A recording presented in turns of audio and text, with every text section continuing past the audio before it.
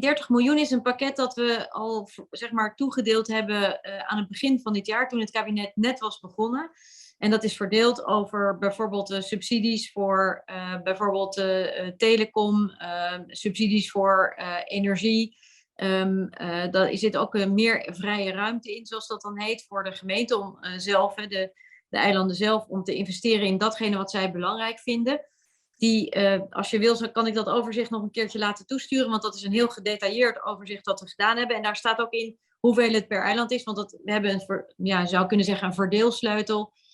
Die maakt dat het dan ook verdeeld wordt, dat totale bedrag, of verdeeld is al, over Saba, Skeisha en Bonaire.